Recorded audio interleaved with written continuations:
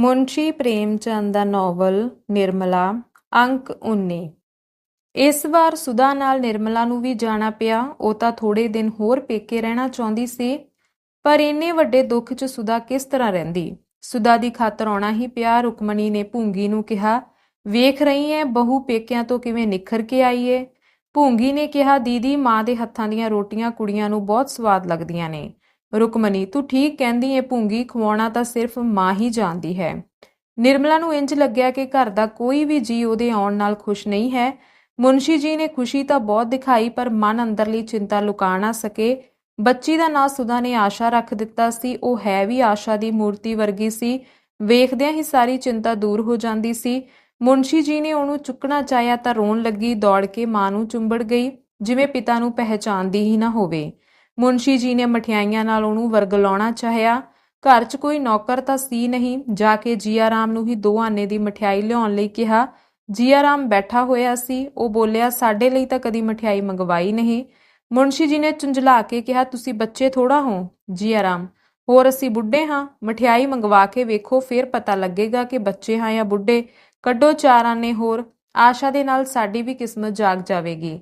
ਮੁਨਸ਼ੀ ਜੀ, ਮੇਰੇ ਕੋਲ ਇਸ ਵਕਤ ਪੈਸੇ ਨਹੀਂ ਹੈਗੇ। ਜਾ ਸੀਆ, ਜਲਦੀ ਆਈ। ਜੀਆ ਰਾਮ, ਸੀਆ ਨਹੀਂ ਜਾਵੇਗਾ। ਸੀਆ ਰਾਮ ਕਿਸੇ ਦਾ ਗੁਲਾਮ ਨਹੀਂ। ਆਸ਼ਾ ਜੇਕਰ ਆਪਣੇ ਪਿਓ ਦੀ ਧੀ ਹੈ ਤਾਂ ਉਹ ਵੀ ਆਪਣੇ ਪਿਓ ਦਾ ਪੁੱਤ ਹੈ। ਮੁਨਸ਼ੀ ਜੀ, ਕੀ ਬਿਨਾਂ ਮਤਲਬ ਦੀਆਂ ਗੱਲਾਂ ਕਰ ਰਿਹਾ ਏ। ਛੋਟੀ ਜਿਹੀ ਬੱਚੀ ਦੀ ਬਰਾਬਰੀ ਕਰਦਿਆਂ ਤੈਨੂੰ ਸ਼ਰਮ ਨਹੀਂ ਆਉਂਦੀ।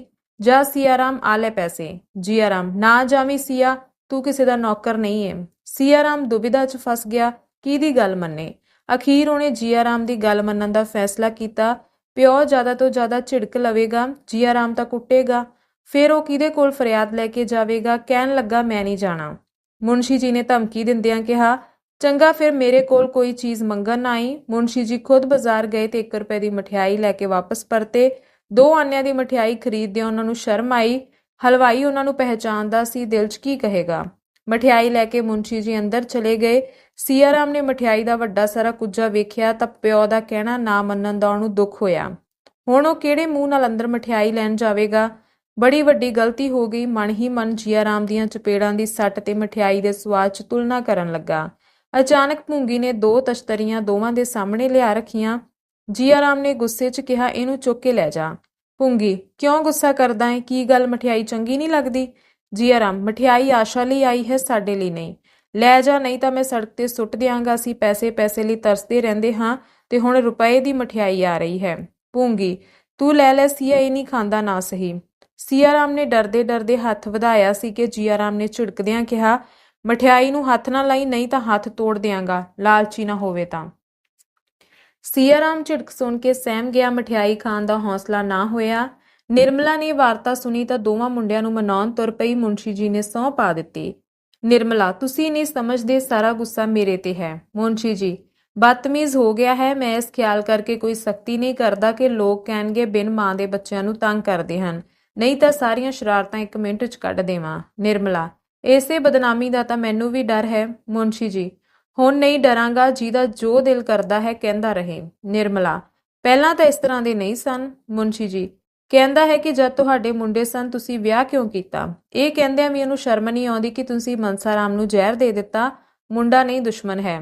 ਜੀਆ ਰਾਮ ਦਰਵਾਜ਼ੇ ਪਿੱਛੇ ਲੁੱਕ ਕੇ ਖਲੋਤਾ ਸੀ। ਪਤੀ ਪਤਨੀ 'ਚ ਮਠਿਆਈ ਦੇ ਵਿਸ਼ੇ 'ਚ ਕੀ ਗੱਲਾਂ ਹੁੰਦੀਆਂ ਹਨ ਸੁਣਨ ਆਇਆ ਸੀ। ਮੁਨਸ਼ੀ ਜੀ ਦਾ ਆਖਰੀ ਵਾਕ ਸੁਣ ਕੇ ਉਹਦੇ ਕੋਲ ਰਿਹਾ ਨਾ ਗਿਆ। ਕਹਿਣ ਲੱਗਾ, ਦੁਸ਼ਮਣ ਨਾ ਹੁੰਦਾ ਤਾਂ ਤੁਸੀਂ ਉਹਦੇ ਪਿੱਛੇ ਕਿਉਂ ਪੈਂਦੇ। ਤੁਸੀਂ ਇਸ ਵਕਤ ਜੋ ਕਹਿ ਰਹੇ ਹੋ ਉਹ ਮੈਂ ਬਹੁਤ ਪਹਿਲਾਂ ਸਮਝ ਚੁੱਕਾ ਹਾਂ। ਮਨਸਾ ਰਾਮ ਨਹੀਂ ਸੀ ਸਮਝ ਸਕਿਆ, ਧੋਖਾ ਖਾ ਗਿਆ। ਸਾਡੇ ਨਾਲ ਤੁਹਾਡੀ ਦਾਲ ਨਹੀਂ ਗਲਣੀ। ਸਾਰੀ ਦੁਨੀਆ ਕਹਿ ਰਹੀ ਹੈ ਕਿ ਮਨਸਾ ਰਾਮ ਨੂੰ ਜ਼ਹਿਰ ਦਿੱਤਾ ਗਿਆ ਹੈ। ਮੈਂ ਕਹਿੰਦਾ ਹਾਂ ਤਾਂ ਸੱਚ ਸੁਣਦਿਆਂ ਤੁਹਾਨੂੰ ਗੁੱਸਾ ਕਿਉਂ ਆਉਂਦਾ ਹੈ। ਨਿਰਮਲਾ ਸੰਨਾਟੇ 'ਚ ਆ ਗਈ। ਇੰਜ ਜਾਪਿਆ ਜਿਵੇਂ ਕਿਸੇ ਨੇ ਉਹਦੇ ਸਰੀਰ ਨੂੰ ਅੱਗ ਲਾ ਦਿੱਤੀ ਹੋਵੇ। ਮੁਨਸ਼ੀ ਜੀ ਨੇ ਝਿੜਕ ਕੇ ਜੀਆ ਰਾਮ ਨੂੰ ਚੁੱਪ ਕਰਾਉਣਾ ਚਾਹਿਆ। ਜੀਆ ਰਾਮ ਬਿਨਾਂ ਡਰ ਖਲੋਤਾ ਇੱਟ ਦਾ ਜਵਾਬ ਪੱਥਰ ਨਾਲ ਦਿੰਦਾ ਰਿਹਾ। ਇੱਥੋਂ ਤੱਕ ਕਿ ਨਿਰਮਲਾ ਨੂੰ ਵੀ ਉਹਦੇ ਤੇ ਗੁੱਸਾ ਆ ਗਿਆ। ਇਹ ਕੱਲ ਦਾ ਛੋਕਰਾ ਨਾ ਕਿਸੇ ਕੰਮ ਦਾ ਨਾ ਕਾਜ ਦਾ, ਖੜਾ ਇੰਜ ਬੋਲ ਰਿਹਾ ਹੈ ਜਿਵੇਂ ਸਾਰੇ ਘਰ ਦਾ ਪਾਲਣ ਪੋਸ਼ਣ ਇਹੋ ਕਰਦਾ ਹੋਵੇ। ਤਿਉੜੀਆਂ ਚੜਾ ਕੇ ਕਹਿਣ ਲੱਗੀ, ਬਸ ਬਹੁਤ ਹੋ ਗਿਆ ਜੀਆ ਰਾਮ, ਪਤਾ ਲੱਗ ਗਿਆ ਤੂੰ ਕਿੰਨਾ ਹੁਸ਼ਿਆਰ ਹੈ, ਬਾਹਰ ਜਾ ਕੇ ਬਹਿ। ਮੁਨਸ਼ੀ ਜੀ ਹੁਣ ਤੱਕ ਤਾਂ ਥੋੜਾ ਡਰ ਡਰ ਕੇ ਬੋਲਦੇ ਰਹੇ। ਨਿਰਮਲਾ ਦੀ ਸ਼ਹਿ ਮਿਲੀ ਤਾਂ ਹੌਸਲਾ ਵੱਧ ਗਿਆ। ਦੰਦ ਕਰੀਚਦਿਆਂ ਕਹਿਣ ਲੱਗੇ ਤੇ ਇਸ ਤੋਂ ਪਹਿਲਾਂ ਕਿ ਨਿਰਮਲਾ ਉਹਨਾਂ ਦੇ ਹੱਥ ਫੜਦੀ 1 ਚਪੇੜ ਮਾਰ ਦਿੱਤੀ। ਚਪੇੜ ਨਿਰਮਲਾ ਦੇ ਮੂੰਹ ਤੇ ਵੱਜੀ। ਉਹ ਸਾਹਮਣੇ ਖਲੋਤੀ ਸੀ, ਸਿਰ ਚਕਰਾ ਗਿਆ। ਮੁੰਸ਼ੀ ਜੀ ਦੇ ਸੁੱਕੇ ਹੱਥਾਂ 'ਚ ਇੰਨੀ ਤਾਕਤ ਹੋ ਸਕਦੀ ਹੈ, ਇਸ ਦਾ ਉਹ ਅੰਦਾਜ਼ਾ ਨਹੀਂ ਸੀ ਲਾ ਸਕਦੀ। ਸਿਰ ਫੜ ਕੇ ਬਹਿ ਗਈ। ਮੁੰਸ਼ੀ ਜੀ ਦਾ ਗੁੱਸਾ ਹੋਰ ਵੀ ਭੜਕ ਉੱਠਿਆ। ਫਿਰ ਇੱਕ ਮੁੱਕਾ ਘੁਮਾਇਆ, ਪਰ ਇਸ ਵਾਰ ਜੀਆ ਰਾਮ ਨੇ ਉਹਨਾਂ ਦਾ ਹੱਥ ਫੜ ਲਿਆ ਤੇ ਪਿਛਾਂਹ ਧੱਕ ਕੇ ਕਹਿਣ ਲੱਗਾ, ਦੂਰੋਂ ਗੱਲ ਕਰੋ, ਕਿਉਂ ਐਵੇਂ ਆਪਣੀ ਬੇਇੱਜ਼ਤੀ ਕਰਵਾਉਂਦੇ ਹੋ? ਮਾਂ ਜੀ ਦਾ ਲਿਹਾਜ਼ ਕਰ ਰਿਹਾ ਹਾਂ, ਨਹੀਂ ਤਾਂ ਦੱਸ ਦਿੰਦਾ। ਇਹ ਕਹਿੰਦਾ ਹੋਇਆ ਉਹ ਬਾਹਰ ਚਲਾ ਗਿਆ। ਮੁੰਸ਼ੀ ਜੀ ਸ਼ਾਂਤ ਖੜੇ ਰਹੇ। ਇਸ ਵਕਤ ਜੇਕਰ ਜੀਆ ਰਾਮ ਤੇ ਦੈਵੀ ਪ੍ਰਕੋਪ ਡਿੱਗ ਪੈਂਦਾ ਤਾਂ ਸ਼ਾਇਦ ਉਹਨਾਂ ਨੂੰ ਦਿਲੋਂ ਖੁਸ਼ੀ ਹੁੰਦੀ। ਜਿਹੜੇ ਪੁੱਤ ਨੂੰ ਕੁੱਛੜ ਚੁੱਕ ਕੇ ਉਹ ਨਿਹਾਲ ਹੋ ਜਾਂਦੇ ਸਨ, ਉਹਦੇ ਪ੍ਰਤੀ ਅੱਜ ਤਰ੍ਹਾਂ ਤਰ੍ਹਾਂ ਦੀਆਂ ਬੁਰੀਆਂ ਕਲਪਨਾਵਾਂ ਮਨ 'ਚ ਆ ਰਹੀਆਂ ਸਨ। ਰੁਕਮਣੀ ਉਦੋਂ ਤੱਕ ਆਪਣੀ ਕੋਠੜੀ 'ਚ ਸੀ। ਆ ਕੇ ਕਹਿਣ ਲੱਗੀ, ਮੁੰਡਾ ਆਪਣੇ ਬਰਾਬਰ ਹੋ ਜਾਵੇ ਤਾਂ ਉਹਦੇ ਤੇ ਹੱਥ ਨਹੀਂ ਚੁੱਕਣਾ ਚਾਹੀਦਾ। ਮੁੰਸ਼ੀ ਜੀ ਨੇ ਬੁੱਲ ਚਬਾਉਂਦਿਆਂ ਕਿਹਾ, ਮੈਂ ਇਹਨੂੰ ਘਰੋਂ ਕੱਢ ਕੇ ਛੱਡਾਂਗਾ, ਭੀਖ ਮੰਗੇ ਜਾਂ ਚੋਰੀ ਕਰੇ, ਮੈਨੂੰ ਕੋਈ ਮਤਲਬ ਨਹੀਂ। ਰੁਕਮਣੀ, ਬੇਇੱਜ਼ਤੀ ਕਿਹਦੀ ਹੋਵੇਗੀ? ਮੁੰਸ਼ੀ ਜੀ, ਇਹਦੀ ਮੈਨੂੰ ਕੋਈ ਚਿੰਤਾ ਨਹੀਂ। ਨਿਰਮਲਾ, ਜੇ ਮੈਨੂੰ ਪਤਾ ਹੁੰਦਾ ਕਿ ਮੇਰੇ ਆਉਣ ਕਰਕੇ ਇਹ ਮੁਸੀਬਤ ਖੜੀ ਹੋਵੇਗੀ ਤਾਂ ਮੈਂ ਭੁੱਲ ਕੇ ਵੀ ਨਾ ਆਉਂਦੀ। ਹਜੇ ਵੀ ਮੈਨੂੰ ਭੇਜ ਦਿਓ, ਇਸ ਘਰ 'ਚ ਮੇਰੇ ਕੋਲੋਂ ਨਹੀਂ ਰਿਹਾ ਜਾਣਾ। ਰੁਕਮਣੀ, ਤੇਰੀ ਬਹੁਤ ਇੱਜ਼ਤ ਕਰਦਾ ਹੈ ਬਹੂ, ਨਹੀਂ ਤਾਂ ਅੱਜ ਕੋਈ ਨਾ ਕੋਈ ਅਨਰਥ ਹੋ ਜਾਂਦਾ। ਨਿਰਮਲਾ, ਹੁਣ ਹੋਰ ਅਨਰਥ ਕੀ ਹੋਵੇਗਾ? ਮੈਂ ਤਾਂ ਟੋ ਟੋ ਕੇ ਪੈਰ ਰੱਖਦੀ ਹਾਂ, ਫਿਰ ਵੀ ਗਲਤ ਜਗ੍ਹਾ ਰੱਖਿਆ ਜਾਂਦਾ ਹੈ। ਘਰ ਅੰਦਰ ਪੈਰ ਰੱਖਦਿਆਂ ਇਹ ਹਾਲ ਹੋ ਗਿਆ। ਪਰਮਾਤਮਾ ਹੀ ਭਲਾ ਕਰੇ। ਰਾਤ ਨੂੰ ਰੋਟੀ ਖਾਣ ਕੋਈ ਨਾ ਉੱਠਿਆ। ਇਕੱਲੇ ਮੁੰਸ਼ੀ ਜੀ ਨੇ ਖਾਧੀ। ਨਿਰਮਲਾ ਨੂੰ ਅੱਜ ਨਵੀਂ ਚਿੰਤਾ ਸਤਾ ਰਹੀ ਸੀ, ਜੀਵਨ ਕਿਸ ਤਰ੍ਹਾਂ ਬੀਤੇਗਾ। ਇਕੱਲਾ ਆਪਣਾ ਹੀ ਢਿੱਡ ਹੁੰਦਾ ਤਾਂ ਕੋਈ ਖਾਸ ਚਿੰਤਾ ਨਹੀਂ ਸੀ, ਹੁਣ ਤਾਂ ਇੱਕ ਨਵੀਂ ਮੁਸੀਬਤ ਗੱਲ ਪੈ ਗਈ ਸੀ। ਉਹ ਸੋਚ ਰਹੀ ਸੀ, ਪਰਮਾਤਮਾ ਮੇਰੀ ਬੱਚੀ ਦੀ ਕਿਸਮਤ 'ਚ ਕੀ ਲਿਖਿਆ ਹੈ। ਅੰਕ 20। ਚਿੰਤਾ 'ਚ ਨੀਂਦ ਕਿਹਨੂੰ ਆਉਂਦੀ ਹੈ? ਨਿਰਮਲਾ ਮੰਜੀ ਤੇ ਕਰਵਟਾਂ ਬਦਲ ਰਹੀ ਸੀ। ਕਿੰਨਾ ਚਾਹੁੰਦੀ ਸੀ ਕਿ ਨੀਂਦ ਨਾ ਆਵੇ, ਪਰ ਨੀਂਦ ਨੇ ਜਿਵੇਂ ਨਾ ਆਉਣ ਦੀ ਸਹੁੰ ਖਾਧੀ ਹੋਵੇ। ਦੀਵਾ ਬੁਝਾ ਦਿੱਤਾ, ਖਿੜਕੀ ਖੋਲ੍ਹ ਦਿੱਤੀ, ਟਿਕ ਟਿਕ ਕਰਨ ਵਾਲੀ ਘੜੀ ਵੀ ਦੂਜੇ ਕਮਰੇ 'ਚ ਰੱਖ ਆਈ, ਪਰ ਨੀਂਦ ਦਾ ਨਾਂ ਤੱਕ ਨਹੀਂ ਸੀ। ਜਿੰਨੀਆਂ ਗੱਲਾਂ ਸੋਚਣੀਆਂ ਸਨ ਸਭ ਸੋਚ ਚੁੱਕੀ। ਚਿੰਤਾਵਾਂ ਦਾ ਵੀ ਅੰਤ ਹੋ ਗਿਆ, ਪਰ ਪਲਕਾਂ ਬੰਦ ਨਾ ਹੋਈਆਂ। ਤਦ ਉਹਨੇ ਦੁਬਾਰਾ ਦੀਵਾ ਜਗਾਇਆ ਤੇ ਕਿਤਾਬ ਪੜ੍ਹਨ ਲੱਗ ਪਈ। 2-4 ਸਫ਼ੇ ਹੀ ਪੜ੍ਹੇ ਹੋਣਗੇ ਕਿ ਨੀਂਦ ਆ ਗਈ। ਕਿਤਾਬ ਖੁੱਲ੍ਹੀ ਹੀ ਰਹਿ ਗਈ। ਅਚਾਨਕ ਜੀਆ ਰਾਮ ਨੇ ਕਮਰੇ 'ਚ ਕਦਮ ਰੱਖਿਆ। ਉਹਦੇ ਪੈਰ ਥਰ-ਥਰ ਕੰਬ ਰਹੇ ਸਨ। ਉਹਨੇ ਕਮਰੇ 'ਚ ਉੱਪਰ ਥੱਲੇ ਵੇਖਿਆ। ਨਿਰਮਲਾ ਸੁੱਤੀ ਹੋਈ ਸੀ। ਉਹਦੇ ਸਿਰਹਾਣੇ ਕੋਲ ਬਣੇ ਕੰਧ ਦੇ ਆਲੇ 'ਚ ਇੱਕ ਛੋਟਾ ਜਿਹਾ ਪਿੱਤਲ ਦਾ ਬਕਸਾ ਪਿਆ ਹੋਇਆ ਸੀ। ਜੀਆ ਰਾਮ ਦੱਬੇ ਪੈਰੀ ਗਿਆ, ਹੌਲੀ ਜਿਹੀ ਬਕਸਾ ਥੱਲੇ ਲਾਇਆ ਤੇ ਬੜੀ ਹੁਸ਼ਿਆਰੀ ਨਾਲ ਕਮਰੇ 'ਚੋਂ ਬਾਹਰ ਨਿਕਲ ਗਿਆ। ਉਸੇ ਵਕਤ ਨਿਰਮਲਾ ਦੀਆਂ ਅੱਖਾਂ ਖੁੱਲ੍ਹ ਗਈਆਂ। ਹੈਰਾਨ ਹੋ ਕੇ ਉੱਠ ਖਲੋਤੀ। ਦਰਵਾਜ਼ੇ ਕੋਲ ਆ ਕੇ ਵੇਖਿਆ, ਦਿਲ ਰੁਕ ਜਿਹਾ ਗਿਆ। ਕੀ ਇਹ ਜੀਆ ਰਾਮ ਹੈ? ਮੇਰੇ ਕਮਰੇ 'ਚ ਕੀ ਕਰਨ ਆਇਆ ਸੀ? ਕਿਤੇ ਮੈਨੂੰ ਭੁਲੇਖਾ ਤਾਂ ਨਹੀਂ ਲੱਗਾ? ਸ਼ਾਇਦ ਦੀਦੀ ਦੇ ਕਮਰੇ 'ਚੋਂ ਆਇਆ ਹੋਵੇ। ਇੱਥੇ ਉਹਨੂੰ ਕੀ ਕੰਮ ਸੀ? ਸ਼ਾਇਦ ਮੈਨੂੰ ਕੁਝ ਕਹਿਣ ਆਇਆ ਹੋਵੇ, ਪਰ ਇਸ ਵਕਤ ਕੀ ਕਹਿਣ ਆਇਆ ਹੋਵੇਗਾ? ਇਹਦੀ ਨੀਅਤ 'ਚ ਕੀ ਹੈ? ਉਹਦਾ ਦਿਲ ਕੰਬ ਗਿਆ। ਮੁੰਸ਼ੀ ਜੀ ਉੱਪਰ ਛੱਤ ਤੇ ਸੁੱਤੇ ਪਏ ਸਨ। ਬਨੇਰੇ ਨਾ ਹੋਣ ਕਾਰਨ ਨਿਰਮਲਾ ਉੱਪਰ ਨਹੀਂ ਸੀ ਸੌਂ ਸਕਦੀ। ਉਹਨੇ ਸੋਚਿਆ ਜਾ ਕੇ ਉਹਨਾਂ ਨੂੰ ਜਗਾਵਾਂ, ਪਰ ਉਹਦੀ ਹਿੰਮਤ ਨਾ ਪਈ। ਸ਼ੱਕੀ ਆਦਮੀ ਹਨ, ਪਤਾ ਨਹੀਂ ਕੀ ਸਮਝ ਲੈਣ ਤੇ ਕੀ ਕਰਨ ਨੂੰ ਤਿਆਰ ਹੋ ਜਾਣ। ਆ ਕੇ ਦੁਬਾਰਾ ਉਹੀ ਕਿਤਾਬ ਪੜ੍ਹਨ ਲੱਗ ਪਈ। ਸਵੇਰੇ ਪੁੱਛਾਂਗੀ ਤਾਂ ਪਤਾ ਲੱਗ ਜਾਵੇਗਾ। ਕੀ ਪਤਾ ਮੈਨੂੰ ਭੁਲੇਖਾ ਲੱਗਾ ਹੋਵੇ। ਨੀਂਦ 'ਚ ਕਦੀ ਕਦੀ ਭੁਲੇਖਾ ਪੈ ਜਾਂਦਾ ਹੈ, ਪਰ ਸਵੇਰੇ ਪੁੱਛਣ ਦਾ ਫੈਸਲਾ ਕਰਕੇ ਵੀ ਉਹਨੂੰ ਨੀਂਦ ਨਾ ਆਈ। ਸਵੇਰੇ ਨਾਸ਼ਤਾ ਕਰਕੇ ਉਹ ਜੀਆ ਰਾਮ ਕੋਲ ਗਈ ਤਾਂ ਨਿਰਮਲਾ ਨੂੰ ਵੇਖ ਕੇ ਹੈਰਾਨ ਹੋ ਗਿਆ। ਰੋਜ਼ ਤਾਂ ਭੂੰਗੀ ਆਉਂਦੀ ਹੈ, ਅੱਜ ਇਹ ਕਿਉਂ ਆ ਗਈ? ਨਿਰਮਲਾ ਵੱਲ ਤੱਕਣ ਦੀ ਉਹਦੀ ਹਿੰਮਤ ਨਾ ਪਈ। ਨਿਰਮਲਾ ਨੇ ਉਹਦੇ ਵੱਲ ਵਿਸ਼ਵਾਸ ਭਰੀਆਂ ਨਜ਼ਰਾਂ ਨਾਲ ਵੇਖ ਕੇ ਕਿਹਾ, ਰਾਤੀ ਤੂੰ ਮੇਰੇ ਕਮਰੇ 'ਚ ਆਇਆ ਸਾਂ? ਜੀਆ ਰਾਮ ਨੇ ਹੈਰਾਨੀ ਨਾਲ ਵੇਖਦਿਆਂ ਕਿਹਾ, ਮੈਂ ਭਲਾ ਰਾਤੀ ਕੀ ਕਰਨ ਜਾਂਦਾ? ਕੋਈ ਗਿਆ ਸੀ? ਨਿਰਮਲਾ ਨੇ ਇਸ ਭਾਵ ਨਾਲ ਕਿਹਾ ਜਿਵੇਂ ਉਹਨੂੰ ਉਹਦੀ ਗੱਲ ਦਾ ਪੂਰਾ ਵਿਸ਼ਵਾਸ ਹੋ ਗਿਆ ਹੋਵੇ। ਹਾਂ, ਮੈਨੂੰ ਇੰਜ ਲੱਗਿਆ ਕਿ ਕੋਈ ਮੇਰੇ ਕਮਰੇ 'ਚੋਂ ਨਿਕਲਿਆ ਹੈ। ਮੈਂ ਉਹਦਾ ਚਿਹਰਾ ਤਾਂ ਨਹੀਂ ਵੇਖਿਆ, ਪਰ ਪਿੱਠ ਵੇਖ ਕੇ ਅੰਦਾਜ਼ਾ ਲਾਇਆ ਕਿ ਸ਼ਾਇਦ ਤੂੰ ਕਿਸੇ ਕੰਮ ਆਇਆ ਹੋਵੇਂ। ਇਸ ਦਾ ਪਤਾ ਕਿੰਜ ਲੱਗੇ ਕਿ ਕੌਣ ਸੀ? ਕੋਈ ਆਇਆ ਜ਼ਰੂਰ ਸੀ, ਇਸ ਵਿੱਚ ਕੋਈ ਸ਼ੱਕ ਨਹੀਂ। ਜੀਆ ਰਾਮ ਆਪਣੇ ਆਪ ਨੂੰ ਬੇਕਸੂਰ ਸਿੱਧ ਕਰਨ ਦੀਆਂ ਕੋਸ਼ਿਸ਼ਾਂ ਕਰਦਾ ਕਹਿਣ ਲੱਗਾ, ਮੈਂ ਤਾਂ ਰਾਤੀ ਸਿਨੇਮਾ ਵੇਖਣ ਗਿਆ ਸਾਂ, ਉੱਥੋਂ ਵਾਪਸ ਮੁੜਿਆ ਤੇ ਇੱਕ ਦੋਸਤ ਦੇ ਘਰ ਸੌਂ ਗਿਆ। ਥੋੜ੍ਹੀ ਦੇਰ ਹੋਈ ਆਇਆ ਹਾਂ। ਮੇਰੇ ਨਾਲ ਹੋਰ ਵੀ ਬਹੁਤ ਸਾਰੇ ਦੋਸਤ ਸਨ, ਜਿਹਦੇ ਕੋਲੋਂ ਮਰਜ਼ੀ ਪੁੱਛ ਲਓ। ਹਾਂ, ਮੈਨੂੰ ਬਹੁਤ ਡਰ ਆਉਂਦਾ ਹੈ, ਇੰਜ ਨਾ ਹੋਵੇ ਕੋਈ ਚੀਜ਼ ਗਵਾਚ ਜਾਵੇ ਤੇ ਮੇਰਾ ਨਾਂ ਲੱਗੇ। ਚੋਰ ਨੂੰ ਕੋਈ ਫੜ ਨਹੀਂ ਸਕਿਆ, ਗੱਲ ਮੇਰੇ ਸਿਰ ਪਵੇਗੀ। ਬਾਬੂ ਜੀ ਨੂੰ ਤਾਂ ਤੁਸੀਂ ਜਾਣਦੇ ਹੀ ਹੋ, ਮੈਨੂੰ ਕੁੱਟਣਗੇ। ਨਿਰਮਲਾ, ਤੇਰਾ ਨਾਂ ਕਿਸ ਤਰ੍ਹਾਂ ਲੱਗੇਗਾ? ਜੇਕਰ ਤੂੰ ਹੁੰਦਾ ਵੀ ਤਾਂ ਵੀ ਤੈਨੂੰ ਕੋਈ ਚੋਰ ਨਹੀਂ ਸੀ ਕਹਿ ਸਕਦਾ। ਚੋਰੀ ਕਿਸੇ ਦੂਜੇ ਦੀ ਚੀਜ਼ ਦੀ ਹੁੰਦੀ ਹੈ, ਆਪਣੀ ਚੀਜ਼ ਦੀ ਕੋਈ ਚੋਰੀ ਨਹੀਂ। ਹਜੇ ਤੱਕ ਨਿਰਮਲਾ ਦੀ ਨਜ਼ਰ ਆਪਣੇ ਬਕਸੇ ਤੇ ਨਹੀਂ ਸੀ ਪਈ।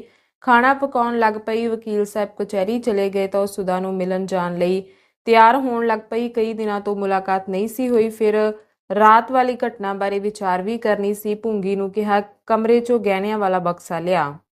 ਭੂੰਗੀ ਨੇ ਵਾਪਸ ਆ ਕੇ ਕਿਹਾ, ਉੱਥੇ ਤਾਂ ਬਕਸਾ ਹੈ ਨਹੀਂ, ਕਿੱਥੇ ਰੱਖਿਆ ਸੀ? ਨਿਰਮਲਾ ਨੇ ਖਿੱਚ ਕੇ ਕਿਹਾ, ਪਹਿਲੀ ਵਾਰ ਤਾਂ ਤੇਰੇ ਕੋਲੋਂ ਕੋਈ ਕੰਮ ਹੋਇਆ ਹੀ ਨਹੀਂ, ਉਥੋਂ ਕਿੱਥੇ ਚਲਾ ਜਾਊਗਾ? ਅਲਮਾਰੀ 'ਚ ਵੇਖਿਆ ਸੀ? ਭੂੰਗੀ, ਨਹੀਂ ਬਹੂ ਜੀ, ਅਲਮਾਰੀ 'ਚ ਤਾਂ ਨਹੀਂ ਵੇਖਿਆ, ਝੂਠ ਕਿਉਂ ਬੋਲਾਂ? ਨਿਰਮਲਾ ਹੱਸ ਪਈ, ਕਹਿਣ ਲੱਗੀ, ਜਾ ਵੇਖ, ਜਲਦੀ ਆਵੀਂ। ਇੱਕ ਪਲ 'ਚ ਭੂੰਗੀ ਫਿਰ ਖਾਲੀ ਹੱਥ ਮੁੜ ਆਈ। ਅਲਮਾਰੀ ਵਿੱਚ ਨਹੀਂ ਹੈਗਾ, ਹੁਣ ਦੱਸੋ ਕਿੱਥੇ ਲੱਭਾਂ? ਨਿਰਮਲਾ ਝੁੰਝਲਾ ਕੇ ਕਹਿੰਦੀ ਹੋਈ ਉੱਠੀ, ਤੈਨੂੰ ਰੱਬ ਨੇ ਅੱਖਾਂ ਪਤਾ ਨਹੀਂ ਕੀ ਕਰਨ ਨੂੰ ਦਿੱਤੀਆਂ ਹਨ, ਵੇਖੀ ਉਸ ਕਮਰੇ 'ਚੋਂ ਲੈ ਕੇ ਆਉਂਗੀ। ਭੂੰਗੀ ਵੀ ਪਿੱਛੇ ਪਿੱਛੇ ਕਮਰੇ 'ਚ ਗਈ। ਨਿਰਮਲਾ ਨੇ ਆਲੇ 'ਚ ਦੇਖਿਆ, ਅਲਮਾਰੀ ਖੋਲ ਕੇ ਵੇਖੀ, ਮੰਜੇ ਥੱਲੇ ਝਾਕ ਕੇ ਵੇਖਿਆ, ਫਿਰ ਕੱਪੜਿਆਂ ਵਾਲਾ ਵੱਡਾ ਸੰਦੂਕ ਖੋਲ ਕੇ ਵੇਖਿਆ, ਬਕਸਾ ਕਿਤੇ ਵੀ ਨਹੀਂ ਸੀ। ਹੈਰਾਨ ਹੋਈ, ਆਖਰ ਬਕਸਾ ਗਿਆ ਕਿੱਥੇ? ਅਚਾਨਕ ਰਾਤ ਵਾਲੀ ਘਟਨਾ ਬਿਜਲੀ ਵਾਂਗ ਉਹਦੀਆਂ ਅੱਖਾਂ ਸਾਹਮਣੇ ਚਮਕੀ, ਦਿਲ ਕੰਬ ਗਿਆ। ਹੁਣ ਤੱਕ ਨਿਸ਼ਚਿਤ ਹੋ ਕੇ ਲੱਭ ਰਹੀ ਸੀ, ਇੱਕਦਮ ਤਪ ਗਈ, ਉਤਾਵਲੀ ਹੋਈ, ਚਾਰੇ ਪਾਸੇ ਲੱਭਣ ਲੱਗੀ। ਬਕਸਾ ਕਿਤੇ ਵੀ ਨਹੀਂ ਸੀ। ਜਿੱਥੇ ਲੱਭਣਾ ਚਾਹੀਦਾ ਸੀ ਉੱਥੇ ਤਾਂ ਲੱਭਿਆ ਹੀ, ਤੇ ਜਿੱਥੇ ਨਹੀਂ ਸੀ ਲੱਭਣਾ ਚਾਹੀਦਾ ਉੱਥੇ ਵੀ ਲੱਭਿਆ। ਇੰਨਾ ਵੱਡਾ ਬਕਸਾ ਚਟਾਈ ਥੱਲੇ ਕਿੰਜ ਵੜ ਜਾਂਦਾ, ਪਰ ਚਟਾਈ ਵੀ ਝਾੜ ਕੇ ਵੇਖੀ। ਪਲ ਪਲ ਚਿਹਰੇ ਦੀ ਖੂਬਸੂਰਤੀ ਗੰਧਲੀ ਹੁੰਦੀ ਜਾਂਦੀ ਸੀ, ਸਾਹ ਰੁਕਦਾ ਜਾਂਦਾ ਸੀ। ਆਖਰ ਉਦਾਸ ਹੋ ਕੇ ਉਹਨੇ ਛਾਤੀ ਤੇ ਹੱਥ ਮਾਰਿਆ ਤੇ ਰੋਣ ਲੱਗ ਪਈ। ਗਹਿਣੇ ਹੀ ਇਸਤਰੀ ਦੀ ਜਾਇਦਾਦ ਹੁੰਦੇ ਹਨ, ਪਤੀ ਦੀ ਹੋਰ ਕਿਸੇ ਵੀ ਜਾਇਦਾਦ ਤੇ ਔਰਤ ਦਾ ਹੱਕ ਨਹੀਂ ਹੁੰਦਾ। ਗਹਿਣਿਆਂ ਦਾ ਹੀ ਔਰਤਾਂ ਨੂੰ ਨਸ਼ਾ ਤੇ ਮਾਣ ਹੁੰਦਾ ਹੈ। ਨਿਰਮਲਾ ਕੋਲ 5-6 ਹਜ਼ਾਰ ਦੇ ਗਹਿਣੇ ਸਨ। ਜਦੋਂ ਉਹਨਾਂ ਨੂੰ ਪਾ ਕੇ ਬਾਹਰ ਜਾਂਦੀ ਸੀ ਤਾਂ ਉਨੀ ਦੇਰ ਉਹਦਾ ਮਨ ਖਿੜਿਆ ਰਹਿੰਦਾ ਸੀ। ਮੁਸੀਬਤ ਤੋਂ ਬਚਣ ਲਈ ਇੱਕ ਇੱਕ ਗਹਿਣਾ ਇੱਕ ਇੱਕ ਹਥਿਆਰ ਵਰਗਾ ਸੀ। ਹਜੇ ਰਾਤੀ ਉਸਨੇ ਸੋਚਿਆ ਸੀ, ਉਹ ਜੀਆ ਰਾਮ ਦੀ ਦਾਸੀ ਬਣ ਕੇ ਨਹੀਂ ਰਹੇਗੀ। ਰੱਬ ਨਾ ਕਰੇ ਉਹ ਕਿਸੇ ਅੱਗੇ ਹੱਥ ਫੈਲਾਵੇ, ਇਸੇ ਜਾਇਦਾਦ ਨਾਲ ਉਹ ਆਪਣੀ ਬੇੜੀ ਨੂੰ ਪਾਰ ਲਾਵੇਗੀ ਤੇ ਆਪਣੀ ਬੱਚੀ ਨੂੰ ਕਿਸੇ ਨਾ ਕਿਸੇ ਕਿਨਾਰੇ ਪਹੁੰਚਾ ਦੇਵੇਗੀ। ਉਹਨੂੰ ਕਿਹੜੀ ਗੱਲ ਦੀ ਚਿੰਤਾ ਹੈ? ਗਹਿਣੇ ਉਹਦੇ ਕੋਲ ਕਿਹਨੇ ਖੋਹ ਲੈਣੇ ਹਨ? ਅੱਜ ਇਹ ਮੇਰਾ ਸ਼ਿੰਗਾਰ ਹੈ, ਕੱਲ ਨੂੰ ਮੇਰਾ ਆਧਾਰ ਬਣਨਗੇ। ਇਸ ਵਿਚਾਰ ਨਾਲ ਉਹਦੇ ਮਨ ਨੂੰ ਕਿੰਨਾ ਹੌਸਲਾ ਮਿਲਦਾ ਸੀ। ਇਹ ਜਾਇਦਾਦ ਵੀ ਅੱਜ ਉਹਦੇ ਹੱਥੋਂ ਨਿਕਲ ਗਈ। ਅੱਜ ਉਹ ਬੇਸਹਾਰਾ ਸੀ। ਦੁਨੀਆ 'ਚ ਉਹਦਾ ਕੋਈ ਟਿਕਾਣਾ, ਕੋਈ ਸਹਾਰਾ ਨਹੀਂ ਸੀ।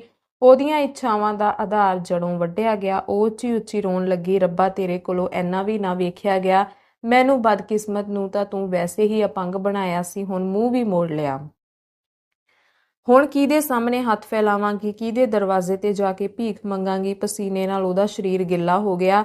ਰੋ ਰੋ ਕੇ ਅੱਖਾਂ ਸੁੱਜ ਗਈਆਂ, ਅਥਰੂ ਰੁਕਦੇ ਹੀ ਨਹੀਂ ਸਨ। ਗਮ ਦੀ ਜਵਾਲਾ ਘੱਟ ਨਹੀਂ ਸੀ ਹੁੰਦੀ। 3 ਵਜੇ ਜੀਆ ਰਾਮ ਸਕੂਲੋਂ ਵਾਪਸ ਆਇਆ। ਨਿਰਮਲਾ ਉਹਦੇ ਆਉਣ ਬਾਰੇ ਸੁਣ ਕੇ ਪਾਗਲਾਂ ਵਾਂਗ ਉੱਠੀ ਤੇ ਉਹਦੇ ਕਮਰੇ 'ਚ ਆ ਕੇ ਕਹਿਣ ਲੱਗੀ, ਦੇਖ, ਜੇ ਮਜ਼ਾਕ ਕੀਤਾ ਹੈ ਤਾਂ ਦੇ ਦੇ, ਦੁਖਿਆਰੀ ਨੂੰ ਹੋਰ ਤੰਗ ਨਾ ਕਰ। ਜੀਆ ਰਾਮ ਇੱਕ ਪਲ ਲਈ ਘਬਰਾ ਗਿਆ।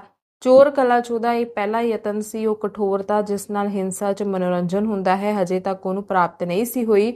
ਜੇਕਰ ਉਹਦੇ ਕੋਲ ਬਕਸਾ ਹੁੰਦਾ ਤੇ ਮੌਕਾ ਮਿਲਦਿਆਂ ਬਕਸਿਆ ਆਲੇ 'ਚ ਰੱਖ ਦਿੰਦਾ ਤਾਂ ਸ਼ਾਇਦ ਉਹ ਇਸ ਮੌਕੇ ਨੂੰ ਨਾ ਗਵਾਉਂਦਾ, ਪਰ ਬਕਸਾ ਉਹਦੇ ਹੱਥੋਂ ਨਿਕਲ ਚੁੱਕਾ ਸੀ। ਦੋਸਤਾਂ ਨੇ ਉਹਨੂੰ ਸੁਨਿਆਰੇ ਦੀ ਦੁਕਾਨ ਤੇ ਪਹੁੰਚਾ ਦਿੱਤਾ ਸੀ ਤੇ ਵੇਚ ਵੀ ਦਿੱਤਾ ਸੀ। ਚੋਰਾਂ ਦਾ ਝੂਠ ਤੋਂ ਸਿਵਾ ਹੋਰ ਕੌਣ ਬਚਾ ਕਰ ਸਕਦਾ ਹੈ? ਕਹਿਣ ਲੱਗਾ, ਭਲਾ ਮਾਂ ਜੀ, ਮੈਂ ਤੁਹਾਡੇ ਨਾਲ ਇਹੋ ਜਿਹਾ ਮਜ਼ਾਕ ਕਿਉਂ ਕਰੂੰਗਾ? ਤੁਹਾਨੂੰ ਹਜੇ ਵੀ ਮੇਰੇ ਉੱਪਰ ਸ਼ੱਕ ਹੈ? ਮੈਂ ਕਹਿ ਤਾਂ ਚੁੱਕਾ ਹਾਂ, ਮੈਂ ਰਾਤ ਨੂੰ ਘਰ ਨਹੀਂ ਸੀ, ਪਰ ਤੁਹਾਨੂੰ ਯਕੀਨ ਹੀ ਨਹੀਂ ਆਉਂਦਾ। ਬੜੇ ਦੁੱਖ ਦੀ ਗੱਲ ਹੈ ਕਿ ਤੁਸੀਂ ਮੈਨੂੰ ਕਮੀਨਾ ਸਮਝਦੇ ਹੋ। ਨਿਰਮਲਾ ਨੇ ਅਥਰੂ ਪੂੰਝਦਿਆਂ ਕਿਹਾ, ਮੈਨੂੰ ਤੇਰੇ ਤੇ ਸ਼ੱਕ ਨਹੀਂ, ਤੇਰੇ ਤੇ ਚੋਰੀ ਦਾ ਇਲਜ਼ਾਮ ਨਹੀਂ ਲਾ ਰਹੀ। ਮੈਂ ਸਮਝਿਆ ਸ਼ਾਇਦ ਤੂੰ ਮਜ਼ਾਕ ਕੀਤਾ ਹੈ। ਜੀਆ ਰਾਮ ਤੇ ਚੋਰੀ ਦਾ ਸ਼ੱਕ ਕਿੰਜ ਕਰ ਸਕਦੀ ਸੀ? ਦੁਨੀਆ ਇਹੋ ਕਹੇਗੀ ਕਿ ਮੁੰਡੇ ਦੀ ਮਾਂ ਮਰ ਗਈ ਤਾਂ ਉਹਦੇ ਤੇ ਚੋਰੀ ਦਾ ਇਲਜ਼ਾਮ ਲਾ ਰਹੀ ਹੈ। ਮੇਰਾ ਮੂੰਹ ਹੀ ਕਾਲਾ ਹੋਵੇਗਾ। ਜੀਆ ਰਾਮ ਨੇ ਹੌਸਲਾ ਦਿੰਦਿਆਂ ਕਿਹਾ, ਆਓ ਮੈਂ ਵੇਖਦਾ ਹਾਂ, ਆਖਿਰ ਕੌਣ ਲੈ ਗਿਆ? ਚੋਰ ਆਇਆ ਕਿੱਧਰੋਂ ਸੀ? ਭੂੰਗੀ, ਤੂੰ ਚੋਰਾਂ ਦੇ ਆਉਣ ਬਾਰੇ ਪੁੱਛਦਾ ਹੈ? ਚੂਹੇ ਦੀ ਖੱਡ 'ਚੋਂ ਤਾਂ ਨਿਕਲ ਨਹੀਂ ਆਏ ਹੋਣੇ। ਇੱਥੇ ਤਾਂ 4-5 ਖਿੜਕੀਆਂ ਹਨ। ਜੀਆ ਰਾਮ, ਚੰਗੀ ਤਰ੍ਹਾਂ ਵੇਖਿਆ ਕਿ ਨਹੀਂ? ਨਿਰਮਲਾ, ਸਾਰਾ ਘਰ ਫੋਲਿਆ, ਪਰ ਹੁਣ ਕਿਹੜੀ ਜਗ੍ਹਾ ਲੱਭਣ ਲਈ ਕਹਿ ਰਿਹਾ ਏ? ਜੀਆ ਰਾਮ, ਤੁਸੀਂ ਲੋਕ ਸੌਂਦੇ ਵੀ ਤਾਂ ਮੁਰਦਿਆਂ ਨਾਲ ਸ਼ਰਤਾਂ ਲਾ ਕੇ ਹੋ। 4 ਵਜੇ ਮੁੰਸ਼ੀ ਜੀ ਘਰ ਆਏ ਤਾਂ ਨਿਰਮਲਾ ਦੀ ਹਾਲਤ ਵੇਖ ਕੇ ਪੁੱਛਿਆ, ਤਬੀਅਤ ਤਾਂ ਠੀਕ ਹੈ, ਕਿਤੇ ਦਰਦ ਤਾਂ ਨਹੀਂ ਹੋ ਰਹੀ? ਇੰਨਾ ਕਹਿ ਕੇ ਉਹਨਾਂ ਨੇ ਆਸ਼ਾ ਨੂੰ ਚੁੱਕ ਲਿਆ। ਨਿਰਮਲਾ ਕੋਈ ਜਵਾਬ ਨਾ ਦੇ ਸਕੀ, ਫਿਰ ਰੋਣ ਲੱਗ ਪਈ। ਭੂੰਗੀ ਨੇ ਕਿਹਾ, ਇੰਜ ਕਦੇ ਨਹੀਂ ਸੀ ਹੋਇਆ। ਮੇਰੀ ਸਾਰੀ ਉਮਰ ਇਸੇ ਘਰ 'ਚ ਲੰਘੀ ਹੈ, ਅੱਜ ਤੱਕ ਇੱਕ ਪੈਸੇ ਦੀ ਚੋਰੀ ਨਹੀਂ ਸੀ ਹੋਈ। ਦੁਨੀਆ ਇਹ ਕਹੇਗੀ ਕਿ ਭੂੰਗੀ ਦਾ ਕੰਮ ਹੈ, ਹੁਣ ਤਾਂ ਪ੍ਰਮਾਤਮਾ ਹੀ ਇੱਜ਼ਤ ਬਚਾਵੇ। ਮੁੰਸ਼ੀ ਜੀ ਅਚਕਨ ਦੇ ਬਟਨ ਖੋਲ ਰਹੇ ਸਨ, ਫਿਰ ਬਟਨ ਬੰਦ ਕਰਦੇ ਹੋਏ ਬੋਲੇ, ਕੀ ਹੋਇਆ? ਕਿਹੜੀ ਚੀਜ਼ ਚੋਰੀ ਹੋ ਗਈ? ਭੂੰਗੀ, ਬਹੂ ਜੀ ਦੇ ਸਾਰੇ ਗਹਿਣੇ ਚੁੱਕੇ ਗਏ। ਮੁੰਸ਼ੀ ਜੀ, ਕਿੱਥੇ ਰੱਖੇ ਸਨ? ਨਿਰਮਲਾ ਨੇ ਸਿਸਕੀਆਂ ਲੈਂਦਿਆਂ ਰਾਤ ਦੀ ਸਾਰੀ ਘਟਨਾ ਬਿਆਨ ਕਰ ਦਿੱਤੀ, ਪਰ ਜੀਆ ਰਾਮ ਵਰਗੀ ਸ਼ਕਲ ਦੇ ਆਦਮੀ ਨੂੰ ਕਮਰੇ 'ਚੋਂ ਬਾਹਰ ਨਿਕਲਣ ਵਾਲੀ ਗੱਲ ਨਾ ਦੱਸੀ। ਮੁਨਸ਼ੀ ਜੀ ਨੇ ਠੰਡਾ ਸਾਹ ਲੈਂਦਿਆਂ ਕਿਹਾ, ਰੱਬ ਵੀ ਬੜਾ ਅਤਿਆਚਾਰੀ ਹੈ, ਜਿਹੜਾ ਇਹ ਪਹਿਲਾਂ ਹੀ ਮਰੇ ਹੁਣ ਉਹਨਾਂ ਨੂੰ ਮਾਰਦਾ ਹੈ। ਇੰਜ ਲੱਗਦਾ ਹੈ ਬੁਰੇ ਦਿਨ ਆ ਗਏ। ਪਰ ਚੋਰ ਆਇਆ ਕਿੱਧਰੋਂ? ਕਿਤੇ ਨਿਸ਼ਾਨ ਤਾਂ ਨਜ਼ਰ ਨਹੀਂ ਆਉਂਦਾ ਤੇ ਕਿਤੇ ਪਾਸਿਓਂ ਆਉਣ ਦਾ ਵੀ ਰਾਹ ਨਹੀਂ। ਮੈਂ ਤਾਂ ਕੋਈ ਅਜਿਹਾ ਪਾਪ ਵੀ ਨਹੀਂ ਕੀਤਾ ਜਿਹਦੀ ਸਜ਼ਾ ਮਿਲ ਰਹੀ ਹੈ। ਮੈਂ ਬਾਰ-ਬਾਰ ਕਹਿੰਦਾ ਰਿਹਾ ਕਿ ਗਹਿਣਿਆਂ ਵਾਲਾ ਬਕਸਾ ਆਲੇ 'ਚ ਨਾ ਰੱਖ, ਪਰ ਮੇਰੀ ਇੱਕ ਨਾ ਸੁਣੀ। ਨਿਰਮਲਾ, ਮੈਨੂੰ ਕੀ ਪਤਾ ਸੀ ਇਹ ਮੁਸੀਬਤ ਆ ਜਾਵੇਗੀ। ਮੁਨਸ਼ੀ ਜੀ, ਇਹ ਤਾਂ ਪਤਾ ਹੀ ਹੈ ਕਿ ਸਾਰੇ ਦਿਨ ਇੱਕੋ ਜਿਹੇ ਨਹੀਂ ਹੁੰਦੇ। ਹੁਣ ਗਹਿਣੇ ਬਣਵਾਏ ਤਾਂ 10,000 ਤੋਂ ਘੱਟ ਖਰਚ ਨਹੀਂ ਹੋਣਾ। ਅੱਜ ਕੱਲ੍ਹ ਆਪਣੀ ਜੋ ਹਾਲਤ ਹੈ ਉਹ ਤੇਰੇ ਕੋਲੋਂ ਲੁਕੀ ਹੋਈ ਤਾਂ ਹੈ ਨਹੀਂ। ਘਰ ਦੇ ਗੁਜ਼ਾਰੇ ਲਈ ਪੈਸੇ ਬੜੀ ਮੁਸ਼ਕਿਲ ਨਾਲ ਬਚਦੇ ਹਨ, ਗਹਿਣੇ ਕਿੱਥੋਂ ਬਣਨਗੇ? ਜਾਂਦਾ ਹਾਂ, ਥਾਣੇ ਰਿਪੋਰਟ ਲਿਖਵਾ ਕੇ ਆਉਂਦਾ ਹਾਂ, ਪਰ ਮਿਲਣ ਦੀ ਕੋਈ ਉਮੀਦ ਨਾ ਰੱਖੀ। ਨਿਰਮਲਾ ਨੇ ਇਤਰਾਜ਼ ਕਰਦਿਆਂ ਕਿਹਾ, ਜਦ ਤੁਹਾਨੂੰ ਪਤਾ ਹੈ ਕਿ ਰਿਪੋਰਟ ਲਿਖਾਉਣ ਨਾਲ ਗਹਿਣੇ ਨਹੀਂ ਲੱਭਣੇ ਤਾਂ ਕਿਉਂ ਜਾ ਰਹੇ ਹੋ? ਮੁਨਸ਼ੀ ਜੀ, ਦਿਲ ਨਹੀਂ ਮੰਨਦਾ, ਇੰਨਾ ਵੱਡਾ ਨੁਕਸਾਨ ਵੇਖ ਕੇ ਚੁੱਪਚਾਪ ਤਾਂ ਬੈਠਿਆ ਨਹੀਂ ਜਾਣਾ। ਨਿਰਮਲਾ, ਗਹਿਣੇ ਲੱਭਣੇ ਹੁੰਦੇ ਤਾਂ ਗਵਾਚਦੇ ਹੀ ਕਿਉਂ? ਕਿਸਮਤ 'ਚ ਨਹੀਂ ਸਨ ਤਾਂ ਕਿਵੇਂ ਰਹਿੰਦੇ? ਮੁਨਸ਼ੀ ਜੀ, ਕਿਸਮਤ 'ਚ ਹੋਣਗੇ ਤਾਂ ਮਿਲ ਜਾਣਗੇ, ਨਹੀਂ ਤਾਂ ਗਏ ਤਾਂ ਹੈ ਹੀ। ਮੁਨਸ਼ੀ ਜੀ ਕਮਰੇ 'ਚੋਂ ਨਿਕਲੇ। ਨਿਰਮਲਾ ਨੇ ਉਹਨਾਂ ਦਾ ਹੱਥ ਫੜ ਕੇ ਕਿਹਾ, ਮੈਂ ਕਹਿੰਦੀ ਹਾਂ ਨਾ ਜਾਓ, ਕਿਤੇ ਇੰਜ ਨਾ ਹੋਵੇ ਲੈਣੇ ਦੇ ਦੇਣੇ ਪੈ ਜਾਣ। ਮੁਨਸ਼ੀ ਜੀ ਨੇ ਹੱਥ ਛੁਡਾਉਂਦਿਆਂ ਕਿਹਾ, ਤੂੰ ਵੀ ਬੱਚਿਆਂ ਵਾਂਗ ਜਿੱਦ ਕਰਦੀ ਏ। 10,000 ਦਾ ਨੁਕਸਾਨ ਮੈਂ ਨਹੀਂ ਸਹਿ ਸਕਦਾ। ਮੈਂ ਰੋ ਨਹੀਂ ਰਿਹਾ, ਪਰ ਮੇਰੇ ਦਿਲ ਤੇ ਜੋ ਬੀਤ ਰਹੀ ਹੈ ਮੈਂ ਹੀ ਜਾਣਦਾ ਹਾਂ। ਇਹ ਸੱਟ ਮੇਰੇ ਦਿਲ ਤੇ ਲੱਗੀ ਹੈ। ਮੁਨਸ਼ੀ ਜੀ ਹੋਰ ਕੁਝ ਕਹਿ ਨਾ ਸਕੇ, ਗਲਾ ਭਰ ਆਇਆ। ਉਹ ਕਾਲੀ ਕਾਲੀ ਕਮਰੇ 'ਚੋਂ ਨਿਕਲੇ ਤੇ ਥਾਣੇ ਜਾ ਪਹੁੰਚੇ। ਥਾਣੇਦਾਰ ਉਹਨਾਂ ਦੀ ਇੱਜ਼ਤ ਕਰਦਾ ਸੀ। ਉਸ ਨੂੰ ਇੱਕ ਵਾਰ ਰਿਸ਼ਵਤ ਦੇ ਮੁਕੱਦਮੇ 'ਚੋਂ ਰਿਹਾ ਕਰਵਾ ਚੁੱਕੇ ਸਨ। ਮੁਨਸ਼ੀ ਜੀ ਦੇ ਨਾਲ ਹੀ ਤਫਤੀਸ਼ ਕਰਨ ਆ ਗਏ। ਨਾਮ ਸੀ ਅੱਲਾ ਯਾਰ ਖਾਨ। ਸ਼ਾਮ ਹੋ ਚੁੱਕੀ ਸੀ। ਥਾਣੇਦਾਰ ਨੇ ਮਕਾਨ ਦੇ ਅੱਗੇ ਪਿੱਛੇ ਜਾ ਕੇ ਵੇਖਿਆ। ਅੰਦਰ ਜਾ ਕੇ ਨਿਰਮਲਾ ਦਾ ਕਮਰਾ ਚੰਗੀ ਤਰ੍ਹਾਂ ਵੇਖਿਆ। ਉੱਪਰ ਬਨੇਰੇ ਦੀ ਜਾਂਚ ਕੀਤੀ। ਮੁਹੱਲੇ ਦੇ 2-4 ਆਦਮੀਆਂ ਨਾਲ ਹੌਲੀ-ਹੌਲੀ ਕੁਝ ਗੱਲਾਂ ਕੀਤੀਆਂ ਤੇ ਫਿਰ ਮੁਨਸ਼ੀ ਜੀ ਨੂੰ ਕਹਿਣ ਲੱਗੇ, ਜਨਾਬ, ਰੱਬ ਦੀ ਸਹੁੰ ਇਹ ਕਿਸੇ ਬਾਹਰਲੇ ਆਦਮੀ ਦਾ ਕੰਮ ਨਹੀਂ। ਰੱਬ ਦੀ ਸਹੁੰ, ਜੇਕਰ ਬਾਹਰਲਾ ਆਦਮੀ ਹੋਇਆ ਤਾਂ ਅੱਜ ਤੋਂ ਥਾਣੇਦਾਰੀ ਕਰਨੀ ਛੱਡ ਦਿਆਂਗਾ। ਤੁਹਾਡੇ ਘਰ ਕੋਈ ਅਜਿਹਾ ਨੌਕਰ ਤਾਂ ਨਹੀਂ ਜਿਹਦੇ ਤੇ ਤੁਹਾਨੂੰ ਸ਼ੱਕ ਹੋਵੇ? ਮੁਨਸ਼ੀ ਜੀ, ਘਰ 'ਚ ਤਾਂ ਅੱਜ ਕੱਲ੍ਹ ਸਿਰਫ ਇੱਕੋ ਹੀ ਨੌਕਰਾਣੀ ਹੈ। ਥਾਣੇਦਾਰ, ਉਹ ਪਾਗਲ ਹੈ, ਕਿਸੇ ਹੁਸ਼ਿਆਰ ਆਦਮੀ ਦਾ ਕੰਮ ਹੈ। ਰੱਬ ਦੀ ਸਹੁੰ। ਮੁਨਸ਼ੀ ਜੀ, ਹੋਰ ਘਰ 'ਚ ਕੌਣ ਹੋ ਸਕਦਾ ਹੈ? ਮੇਰੇ ਦੋਵੇਂ ਮੁੰਡੇ ਹਨ, ਪਤਨੀ ਹੈ ਤੇ ਭੈਣ ਹੈ। ਇਹਦੇ 'ਚੋਂ ਕਿਹਦੇ ਤੇ ਸ਼ੱਕ ਕਰਾਂ? ਥਾਣੇਦਾਰ, ਰੱਬ ਦੀ ਸਹੁੰ, ਘਰ ਦੇ ਹੀ ਕਿਸੇ ਆਦਮੀ ਦਾ ਕੰਮ ਹੈ, ਭਾਵੇਂ ਉਹ ਕੋਈ ਵੀ ਹੋਵੇ। ਅੱਛਾ ਜੀ, 2-4 ਦਿਨਾਂ 'ਚ ਮੈਂ ਤੁਹਾਨੂੰ ਇਸ ਬਾਰੇ ਦੱਸਾਂਗਾ। ਇਹ ਤਾਂ ਨਹੀਂ ਕਹਿ ਸਕਦਾ ਕਿ ਗਹਿਣੇ ਮਿਲ ਜਾਣਗੇ, ਪਰ ਰੱਬ ਦੀ ਸਹੁੰ ਫੜ ਜ਼ਰੂਰ ਲਵਾਂਗਾ। ਥਾਣੇਦਾਰ ਚਲਾ ਗਿਆ ਤਾਂ ਮੁਨਸ਼ੀ ਜੀ ਨੇ ਆ ਕੇ ਨਿਰਮਲਾ ਨੂੰ ਸਾਰੀਆਂ ਗੱਲਾਂ ਦੱਸੀਆਂ। ਨਿਰਮਲਾ ਸਹਿਮ ਗਈ। ਤੁਸੀਂ ਥਾਣੇਦਾਰ ਨੂੰ ਕਹਿ ਦਿਓ ਤਫਤੀਸ਼ ਨਾ ਕਰੇ, ਮੈਂ ਤੁਹਾਡੇ ਪੈਰੀ ਪੈਂਦੀ ਹਾਂ। ਮੁਨਸ਼ੀ ਜੀ, ਆਖਿਰ ਕਿਉਂ? ਨਿਰਮਲਾ, ਹੁਣ ਕਿੰਜ ਦੱਸਾਂ? ਥਾਣੇਦਾਰ ਕਹਿ ਰਿਹਾ ਹੈ ਕਿ ਘਰ ਦੇ ਹੀ ਕਿਸੇ ਆਦਮੀ ਦਾ ਕੰਮ ਹੈ। ਮੁਨਸ਼ੀ ਜੀ, ਉਹਨੂੰ ਬਕਵਾਸ ਕਰਨ ਦੇ। ਜੀਆ ਰਾਮ ਆਪਣੇ ਕਮਰੇ 'ਚ ਬੈਠਾ ਰੱਬ ਨੂੰ ਯਾਦ ਕਰ ਰਿਹਾ ਸੀ। ਉਹਦਾ ਚਿਹਰਾ ਪੀਲਾ ਪੈ ਗਿਆ। ਸੁਣ ਚੁੱਕਿਆ ਸੀ ਕਿ ਪੁਲਿਸ ਵਾਲੇ ਚਿਹਰੇ ਤੋਂ ਪਛਾਣ ਜਾਂਦੇ ਹਨ। ਬਾਹਰ ਨਿਕਲਣ ਦੀ ਹਿੰਮਤ ਨਹੀਂ ਸੀ। ਦੋਵਾਂ 'ਚ ਕੀ ਗੱਲਾਂ ਹੋਈਆਂ ਇਹ ਜਾਣਨ ਲਈ ਉਹ ਚਟਪਟਾ ਰਿਹਾ ਸੀ। ਜਿਵੇਂ ਹੀ ਥਾਣੇਦਾਰ ਗਿਆ ਤੇ ਭੁੰਗੀ ਕਿਸੇ ਕੰਮ ਬਾਹਰ ਆਈ। ਜੀਆ ਰਾਮ ਨੇ ਪੁੱਛਿਆ, ਥਾਣੇਦਾਰ ਕੀ ਕਹਿ ਰਿਹਾ ਸੀ? ਭੁੰਗੀ ਨੇ ਕੋਲ ਆ ਕੇ ਕਿਹਾ, ਥਾਣੇਦਾਰ ਕਹਿੰਦਾ ਸੀ ਘਰ ਦੇ ਹੀ ਕਿਸੇ ਆਦਮੀ ਦਾ ਕੰਮ ਹੈ, ਬਾਹਰ ਦਾ ਕੋਈ ਨਹੀਂ। ਜੀਆ ਰਾਮ, ਬਾਬੂ ਜੀ ਨੇ ਨਹੀਂ ਕੁਝ ਕਿਹਾ? ਭੁੰਗੀ, ਕਿਹਾ ਤਾਂ ਕੁਝ ਨਹੀਂ, ਖਲੋਤੇ ਹੂੰ ਕਰਦੇ ਰਹੇ। ਘਰ 'ਚ ਭੁੰਗੀ ਹੀ ਬੇਗਾਨੀ ਹੈ, ਬਾਕੀ ਸਭ ਆਪਣੇ ਹਨ। ਜੀਆ ਰਾਮ, ਮੈਂ ਵੀ ਬੇਗਾਨਾ ਹਾਂ, ਸਿਰਫ ਤੂੰ ਹੀ ਨਹੀਂ। ਭੁੰਗੀ, ਤੂੰ ਕਿਉਂ ਬੇਗਾਨਾ ਏ? ਜੀਆ ਰਾਮ, ਬਾਬੂ ਜੀ ਨੇ ਥਾਣੇਦਾਰ ਨੂੰ ਕਿਹਾ ਨਹੀਂ ਕਿ ਘਰ ਦੇ ਕਿਸੇ ਵੀ ਮੈਂਬਰ ਤੇ ਉਹਨਾਂ ਨੂੰ ਸ਼ੱਕ ਨਹੀਂ। ਭੁੰਗੀ, ਕੁਝ ਕਹਿੰਦਿਆਂ ਤਾਂ ਸੁਣਿਆ ਨਹੀਂ ਵਿਚਾਰੇ। ਥਾਣੇਦਾਰ ਨੇ ਕਿਹਾ, ਭੁੰਗੀ ਤਾਂ ਪਾਗਲ ਹੈ, ਉਹ ਚੋਰੀ ਨਹੀਂ ਕਰ ਸਕਦੀ। ਬਾਬੂ ਜੀ ਤਾਂ ਮੈਨੂੰ ਫਸਾਉਣ ਲੱਗੇ ਸਨ। ਜੀਆ ਰਾਮ, ਤਦ ਤਾਂ ਤੂੰ ਬਚ ਗਈ, ਮੈਂ ਹੀ ਰਹਿ ਗਿਆ ਇਕੱਲਾ। ਤੂੰ ਹੀ ਦੱਸ, ਮੈਨੂੰ ਉਸ ਦਿਨ ਘਰ ਵੇਖਿਆ ਸੀ? ਭੁੰਗੀ, ਨਹੀਂ, ਤੂੰ ਤਾਂ ਸਿਨੇਮਾ ਵੇਖਣ ਗਿਆ ਸਾਂ। ਜੀਆ ਰਾਮ, ਗਵਾਹੀ ਦੇਵੇਂਗੀ? ਭੁੰਗੀ, ਇਹ ਕੀ ਕਹਿ ਰਿਹਾ ਏ? ਬਹੂ ਜੀ ਤਫਤੀਸ਼ ਬੰਦ ਕਰਾ ਦੇਵੇਗੀ। ਜੀਆ ਰਾਮ, ਸੱਚ? ਭੁੰਗੀ, ਹਾਂ, ਬਾਰ-ਬਾਰ ਕਹਿੰਦੀ ਏ ਕਿ ਜਾਂਚ ਰੋਕ ਦਿਓ, ਗਹਿਣੇ ਗਏ ਜਾਣ ਦਿਓ, ਪਰ ਬਾਬੂ ਜੀ ਨਹੀਂ ਮੰਨਦੇ। 5-6 ਦਿਨ ਜੀਆ ਰਾਮ ਨੇ ਰੱਜ ਕੇ ਰੋਟੀ ਨਾ ਖਾਧੀ। ਕਦੀ 2-4 ਬੁਰਕੀਆਂ ਖਾ ਲੈਂਦਾ, ਕਦੀ ਕਹਿ ਦਿੰਦਾ ਮੈਨੂੰ ਭੁੱਖ ਨਹੀਂ। ਉਹਦੇ ਚਿਹਰੇ ਦਾ ਰੰਗ ਉੱਡਿਆ ਰਹਿੰਦਾ। ਰਾਤਾਂ ਜਾਗਦਿਆਂ ਲੰਘਦੀਆਂ। ਹਰ ਪਲ ਥਾਣੇਦਾਰ ਦਾ ਡਰ ਰਹਿੰਦਾ। ਜੇਕਰ ਉਹਨੂੰ ਪਤਾ ਹੁੰਦਾ ਕਿ ਮਾਮਲਾ ਇੰਨਾ ਪੈਚੀਦਾ ਹੋ ਜਾਵੇਗਾ ਤਾਂ ਇਹ ਕੰਮ ਕਦੀ ਨਾ ਕਰਦਾ। ਉਹਨੇ ਸਮਝਿਆ ਸੀ ਕਿਸੇ ਚੋਰ ਤੇ ਸ਼ੱਕ ਹੋਵੇਗਾ, ਮੇਰੇ ਵੱਲ ਕਿਸੇ ਦਾ ਧਿਆਨ ਨਹੀਂ ਜਾਣਾ। ਪਰ ਹੁਣ ਭੇਤ ਉਜਾਗਰ ਹੋ ਗਿਆ। ਲੱਗਦਾ ਸੀ ਥਾਣੇਦਾਰ ਜਿਸ ਤਰ੍ਹਾਂ ਛਾਣਬੀਨ ਕਰ ਰਿਹਾ ਸੀ, ਉਸ ਨਾਲ ਜੀਆ ਰਾਮ ਦਾ ਸ਼ੱਕ ਵੱਧ ਗਿਆ ਸੀ। 7ਵੇਂ ਦਿਨ ਸ਼ਾਮ ਨੂੰ ਘਰ ਆਇਆ ਤਾਂ ਬਹੁਤ ਚਿੰਤਿਤ ਸੀ। ਅੱਜ ਤੱਕ ਉਸਨੂੰ ਬਚਣ ਦੀ ਕੋਈ ਨਾ ਕੋਈ ਉਮੀਦ ਸੀ। ਗਹਿਣੇ ਹਜੇ ਤੱਕ ਕਿਤੇ ਬਰਾਮਦ ਨਹੀਂ ਸਨ ਹੋਏ। ਪਰ ਅੱਜ ਉਸ ਨੂੰ ਗਹਿਣੇ ਲੱਭਣ ਦੀ ਖਬਰ ਮਿਲ ਗਈ। ਇਸੇ ਵਕਤ ਥਾਣੇਦਾਰ ਕਾਂਸਟੇਬਲ ਨੂੰ ਲੈ ਕੇ ਆਉਂਦਾ ਹੋਵੇਗਾ। ਬਚਣ ਦਾ ਕੋਈ ਉਪਾਅ ਨਹੀਂ। ਥਾਣੇਦਾਰ ਨੂੰ ਰਿਸ਼ਵਤ ਦੇਣ ਨਾਲ ਸੰਭਵ ਹੈ ਕਿ ਮੁਕੱਦਮੇ ਨੂੰ ਦਬਾ ਦੇਵੇ। ਪੈਸੇ ਹੱਥ 'ਚ ਸਨ, ਪਰ ਕੀ ਇਹ ਗੱਲ ਲੁਕੀ ਰਹੇਗੀ? ਹਜੇ ਗਹਿਣੇ ਨਹੀਂ ਸਨ ਲੱਭੇ, ਪਰ ਫਿਰ ਵੀ ਸਾਰੇ ਸ਼ਹਿਰ 'ਚ ਅਫਵਾਹ ਸੀ ਕਿ ਪੁੱਤ ਨੇ ਹੀ ਚੋਰੀ ਕੀਤੇ ਹਨ। ਲੱਭਣ ਤੇ ਗਲੀ ਗਲੀ ਗੱਲ ਫੈਲ ਜਾਵੇਗੀ, ਫਿਰ ਉਹ ਕਿਸੇ ਨੂੰ ਮੂੰਹ ਦਿਖਾਉਣ ਜੋਗਾ ਨਹੀਂ ਰਹੇਗਾ।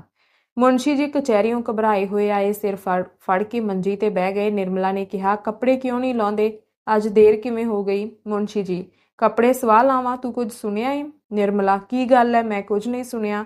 ਮੁਨਸ਼ੀ ਜੀ, ਗਹਿਣੇ ਮਿਲ ਗਏ ਹਨ, ਹੁਣ ਜੀਆ ਦਾ ਬਚਣਾ ਮੁਸ਼ਕਿਲ ਹੈ। ਨਿਰਮਲਾ ਨੂੰ ਹੈਰਾਨੀ ਨਹੀਂ ਹੋਈ, ਉਹਦੇ ਚਿਹਰੇ ਤੋਂ ਇੰਜ ਮਹਿਸੂਸ ਹੋਇਆ ਜਿਵੇਂ ਉਹਨੂੰ ਇਹ ਗੱਲ ਪਤਾ ਸੀ। ਕਹਿਣ ਲੱਗੀ, ਮੈਂ ਪਹਿਲਾਂ ਹੀ ਕਹਿੰਦੀ ਸਾਂ ਕਿ ਥਾਣੇ ਰਿਪੋਰਟ ਨਾ ਲਿਖਾਓ। ਮੁਨਸ਼ੀ ਜੀ, ਤੈਨੂੰ ਜੀਆ ਤੇ ਸ਼ੱਕ ਸੀ? ਨਿਰਮਲਾ, ਸ਼ੱਕ ਕਿਵੇਂ ਨਾ ਹੁੰਦਾ? ਮੈਂ ਖੁਦ ਉਹਨੂੰ ਆਪਣੇ ਕਮਰੇ 'ਚੋਂ ਨਿਕਲਦਿਆਂ ਵੇਖਿਆ ਸੀ। ਮੁਨਸ਼ੀ, ਤੈਨੂੰ ਇਹ ਗੱਲ ਦੱਸਣੀ ਚਾਹੀਦੀ ਸੀ। ਨਿਰਮਲਾ, ਕਿਵੇਂ ਦੱਸਦੀ? ਤੁਹਾਡੇ ਦਿਲ 'ਚ ਜ਼ਰੂਰ ਇਹ ਖਿਆਲ ਆਉਂਦਾ ਕਿ ਈਰਖਾ ਕਾਰਨ ਇਲਜ਼ਾਮ ਲਾ ਰਹੀ ਹੈ। ਦੱਸੋ, ਇਹ ਖਿਆਲ ਆਉਂਦਾ ਜਾਂ ਨਾ? ਝੂਠ ਨਾ ਬੋਲਿਓ। ਮੁਨਸ਼ੀ, ਠੀਕ ਹੈ, ਮੈਂ ਇਨਕਾਰ ਨਹੀਂ ਕਰ ਸਕਦਾ, ਪਰ ਤੈਨੂੰ ਦੱਸਣਾ ਜ਼ਰੂਰ ਚਾਹੀਦਾ ਸੀ। ਰਿਪੋਰਟ ਲਿਖਾਉਣ ਦੀ ਨੌਬਤ ਨਾ ਆਉਂਦੀ। ਤੂੰ ਆਪਣੀ ਸਮਝਦਾਰੀ ਵਰਤੀ, ਪਰ ਇਹ ਨਹੀਂ ਸੋਚਿਆ ਕਿ ਨਤੀਜਾ ਕੀ ਨਿਕਲੇਗਾ। ਮੈਂ ਹੁਣ ਥਾਣਿਓਂ ਆ ਰਿਹਾ ਹਾਂ, ਅੱਲਾ ਯਾਰ ਖਾਂ ਆਉਂਦਾ ਹੀ ਹੋਵੇਗਾ। ਨਿਰਮਲਾ ਨੇ ਨਿਰਾਸ਼ ਹੋ ਕੇ ਪੁੱਛਿਆ, ਹੁਣ ਫਿਰ? ਮੁਨਸ਼ੀ ਜੀ ਨੇ ਅਸਮਾਨ ਵੱਲ ਤੱਕਦਿਆਂ ਕਿਹਾ, ਹੁਣ ਜਿਵੇਂ ਰੱਬ ਦੀ ਮਰਜ਼ੀ। ਰਿਸ਼ਵਤ ਦੇਣ ਲਈ 1000-2000 ਹੁੰਦੇ ਤਾਂ ਸ਼ਾਇਦ ਗੱਲ ਦੱਬੀ ਜਾਂਦੀ, ਪਰ ਮੇਰੀ ਹਾਲਤ ਤਾਂ ਤੂੰ ਜਾਣਦੀ ਹੈ, ਕਿਸਮਤ ਹੀ ਖੋਟੀ ਹੈ, ਹੋਰ ਕੁਝ ਨਹੀਂ। ਪਾਪ ਮੈਂ ਕੀਤਾ ਹੈ ਤੇ ਸਜ਼ਾ ਕੋਈ ਹੋਰ ਭੁਗਤੇਗਾ। ਇੱਕ ਮੁੰਡੇ ਦੀ ਉਹ ਹਾਲਤ ਹੋਈ, ਦੂਜੇ ਦੀ ਇਹ ਹੋਵੇਗੀ। ਨਲਾਇਕ ਸੀ, ਨਿਕੰਮਾ ਸੀ, ਕਮਜ਼ੋਰ ਸੀ, ਪਰ ਸੀ ਤਾਂ ਆਪਣਾ ਹੀ, ਕਦੀ ਤਾਂ ਸੁਧਰਦਾ ਹੀ।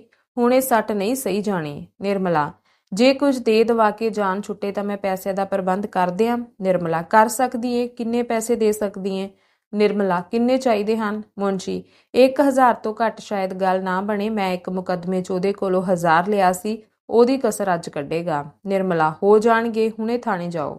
ਮੁਨਸ਼ੀ ਜੀ ਨੂੰ ਥਾਣੇ ਬਹੁਤ ਦੇਰ ਲੱਗ ਗਈ। ਇਕਾਂਤ 'ਚ ਗੱਲ ਕਰਨ ਦਾ ਦੇਰ ਬਾਅਦ ਮੌਕਾ ਮਿਲਿਆ। ਅੱਲਾ ਯਾਰ ਖਾਨ ਪੁਰਾਣਾ ਤਜਰਬੇਕਾਰ ਸੀ, ਬੜੀ ਮੁਸ਼ਕਲ ਨਾਲ ਮੰਨਿਆ। 500 ਰੁਪਈਆ ਲੈ ਕੇ ਅਹਿਸਾਨ ਦਾ ਬੋਝ ਸਿਰ ਤੇ ਲੱਦ ਹੀ ਦਿੱਤਾ।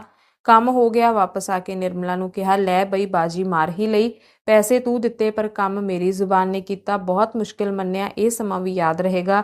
ਜੀਆ ਰਾਮ ਨੇ ਰੋਟੀ ਖਾ ਲਈ ਏ? ਨਿਰਮਲਾ, ਕਿੱਥੇ? ਉਹ ਤਾਂ ਹਜੇ ਘੁੰਮ ਫਿਰ ਕੇ ਨਹੀਂ ਮੁੜਿਆ। ਮੁਨਸ਼ੀ ਜੀ, 12 ਤਾਂ ਵੱਜਣ ਵਾਲੇ ਹੋਣਗੇ।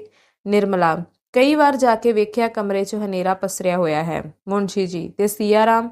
ਨਿਰਮਲਾ, ਉਹ ਤਾਂ ਖਾ ਪੀ ਕੇ ਸੌਂ ਗਿਆ। ਮੁਨਸ਼ੀ ਜੀ, ਉਹਦੇ ਕੋਲੋਂ ਪੁੱਛਣਾ ਸੀ, ਜੀਆ ਕਿੱਥੇ ਗਿਆ? ਨਿਰਮਲਾ, ਉਹ ਤਾਂ ਕਹਿੰਦਾ ਹੈ ਮੈਨੂੰ ਦੱਸ ਕੇ ਨਹੀਂ ਗਿਆ। ਮੁਨਸ਼ੀ ਜੀ ਨੂੰ ਸ਼ੱਕ ਹੋਇਆ। ਸੀਆ ਰਾਮ ਨੂੰ ਜਗਾ ਕੇ ਪੁੱਛਿਆ, ਤੈਨੂੰ ਜੀਆ ਰਾਮ ਨੇ ਕੁਝ ਦੱਸਿਆ ਨਹੀਂ? ਕਦੋਂ ਤੱਕ ਆਊਗਾ? ਕਿੱਥੇ ਗਿਆ ਏ? ਸੀਆ ਰਾਮ ਨੇ ਸਿਰ ਖੁਰਕਦਿਆਂ ਤੇ ਅੱਖਾਂ ਮਲਦਿਆਂ ਕਿਹਾ, ਮੈਨੂੰ ਕੁਝ ਨਹੀਂ ਦੱਸਿਆ। ਮੁਨਸ਼ੀ ਜੀ, ਤਿਆਰ ਹੋ ਕੇ ਗਿਆ ਏ? ਸੀਆ ਰਾਮ, ਜੀ ਨਹੀਂ, ਸਿਰਫ ਕੁੜਤਾ ਤੇ ਧੋਤੀ। ਮੁਨਸ਼ੀ ਜੀ, ਜਾਣ ਵੇਲੇ ਖੁਸ਼ ਸੀ? ਸੀਆ ਰਾਮ, ਖੁਸ਼ ਤਾਂ ਨਹੀਂ ਸੀ ਲੱਗਦਾ। ਕਈ ਵਾਰ ਅੰਦਰ ਆਉਣ ਦਾ ਇਰਾਦਾ ਕੀਤਾ, ਪਰ ਵਿਹੜੇ 'ਚੋਂ ਹੀ ਮੁੜ ਗਿਆ। ਕਈ ਮਿੰਟ ਵਿਹੜੇ 'ਚ ਖੜਾ ਰਿਹਾ। ਜਾਂਦੇ ਵਕਤ ਅੱਖਾਂ ਪੂੰਝ ਰਿਹਾ ਸੀ। ਕਈ ਦਿਨਾਂ ਤੋਂ ਲਗਾਤਾਰ ਰੋਂਦਾ ਰਹਿੰਦਾ ਸੀ। ਮੁਨਸ਼ੀ ਜੀ ਨੇ ਠੰਡਾ ਸਾਹ ਲਿਆ, ਜਿਵੇਂ ਜ਼ਿੰਦਗੀ 'ਚ ਹੁਣ ਕੁਝ ਨਾ ਬਚਿਆ ਹੋਵੇ, ਤੇ ਨਿਰਮਲਾ ਨੂੰ ਕਹਿਣ ਲੱਗੇ, ਤੂੰ ਤਾਂ ਆਪਣੇ ਵੱਲੋਂ ਚੰਗਾ ਕੀਤਾ ਸੀ, ਪਰ ਕੋਈ ਦੁਸ਼ਮਣ ਵੀ ਮੇਰੇ ਨਾਲ ਇੰਜ ਨਾ ਕਰਦਾ। ਜੀਆ ਰਾਮ ਦੀ ਮਾਂ ਹੁੰਦੀ ਤਾਂ ਕੀ ਉਹ ਇੰਜ ਕਰਦੀ? ਸ਼ਾਇਦ ਨਾ। ਨਿਰਮਲਾ ਕਹਿਣ ਲੱਗੀ, ਤੁਸੀਂ ਡਾਕਟਰ ਸਾਹਿਬ ਕੋਲ ਕਿਉਂ ਨਹੀਂ ਚਲੇ ਜਾਂਦੇ? ਸ਼ਾਇਦ ਉੱਥੇ ਬੈਠਾ ਹੋਵੇ। ਕਿੰਨੇ ਹੀ ਮੁੰਡੇ ਰੋਜ਼ ਆਉਂਦੇ ਹਨ, ਉਹਨਾਂ ਕੋਲੋਂ ਪੁੱਛੋ, ਸ਼ਾਇਦ ਕੋਈ ਪਤਾ ਲੱਗ ਜਾਵੇ। ਟੋ ਕੇ ਤੁਰਨ ਨਾਲ ਵੀ ਕਲੰਕ ਲੱਗ ਹੀ ਗਿਆ। ਮੁਨਸ਼ੀ ਜੀ ਨੇ ਜਿਵੇਂ ਖੁੱਲੀ ਹੋਈ ਖਿੜਕੀ ਨੂੰ ਕਿਹਾ, ਜਾਂਦਾ ਹਾਂ, ਹੋਰ ਕੀ ਕਰੂੰਗਾ। ਮੁਨਸ਼ੀ ਜੀ ਬਾਹਰ ਆਏ ਤਾਂ ਵੇਖਿਆ ਡਾਕਟਰ ਸਿਨਹਾ ਖੜੇ ਸਨ। ਹੈਰਾਨ ਹੋ ਕੇ ਪੁੱਛਿਆ, ਤੁਸੀਂ ਕਦੋਂ ਕੁਦੇ ਖਲੋਤੇ ਹੋ? ਡਾਕਟਰ, ਹੁਣੇ ਆਇਆ ਹਾਂ। ਤੁਸੀਂ ਇਸ ਵੇਲੇ ਕਿੱਥੇ ਜਾ ਰਹੇ ਹੋ? 12:30 ਵੱਜ ਗਏ ਹਨ। ਮੁਨਸ਼ੀ ਜੀ, ਤੁਹਾਡੇ ਵੱਲ ਹੀ ਆ ਰਿਹਾ ਸਾਂ। ਜੀਆ ਰਾਮ ਹਜੇ ਤੱਕ ਘਰ ਨਹੀਂ ਆਇਆ। ਤੁਹਾਡੇ ਵੱਲ ਤਾਂ ਨਹੀਂ ਗਿਆ? ਡਾਕਟਰ ਸਿਨਹਾ ਨੇ ਮੁਨਸ਼ੀ ਜੀ ਦੇ ਦੋਵੇਂ ਹੱਥ ਫੜ ਲਏ ਅਤੇ ਇੰਨਾ ਹੀ ਕਹਿ ਸਕੇ, ਭਾਈ ਸਾਹਿਬ, ਹੁਣ ਹੌਸਲੇ ਤੋਂ ਕੰਮ।